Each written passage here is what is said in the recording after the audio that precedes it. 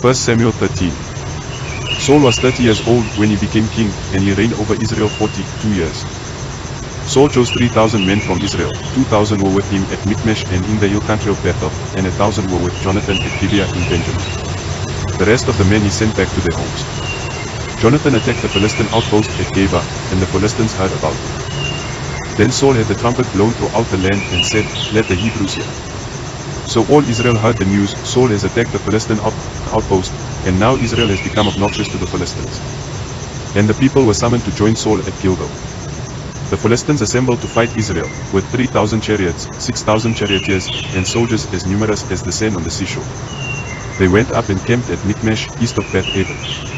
When the Israelites saw that their situation was critical and that their army was hard-pressed, they hid in caves and thickets, among the rocks, and in pits and cisterns.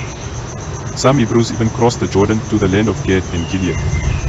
Saul remained at Gilgal, and all the troops with him were quaking with fear. He waited 7 days, the time set by Samuel, but Samuel did not come to Gilgal, and Saul's men began to scatter. So he said, "Bring me the burnt offering and the fellowship offerings." And Saul offered up the burnt offering. Just as he finished making the offering, Samuel arrived, and Saul went out to greet him. "What have you done?" asked Samuel. Saul replied, "When I saw that the men were scattering, and that you did not come at the set time, and that the Philistines were assembling at Michmash, I thought, now the Philistines will come down against me at Gilgal, and I have not sought the Lord's favor. So I felt compelled to offer the burnt offering." "You have done a foolish thing," Samuel said. "You have not kept the command the Lord your God gave you. If you had, he would have established your kingdom over Israel for all time. But now your kingdom will not endure. The Lord has sought out a man after his own heart and appointed him ruler of his people, because you have not kept the Lord's command."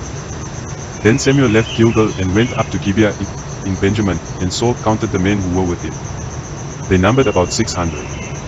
Saul and his son Jonathan and the men with them were staying in Gibeah in Benjamin, while the Philistines camped at Michmash. Raiding parties went out from the Philistine camp in 3 detachments.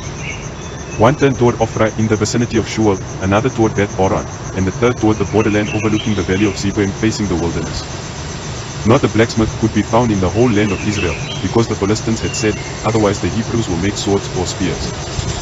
So all Israel went down to the Philistines to have their plow points, mattocks, axes and sickles sharpened. The price was 2/3 of a shekel for sharpening plow points and mattocks, and 1/3 of a shekel for sharpening forks and axes and for repointing bows. So on the day of the battle not a soldier with Saul and Jonathan had a sword or spear in his hand, only Saul and his son Jonathan had them. Now a detachment of Philistines had gone out to the pass at Michmash.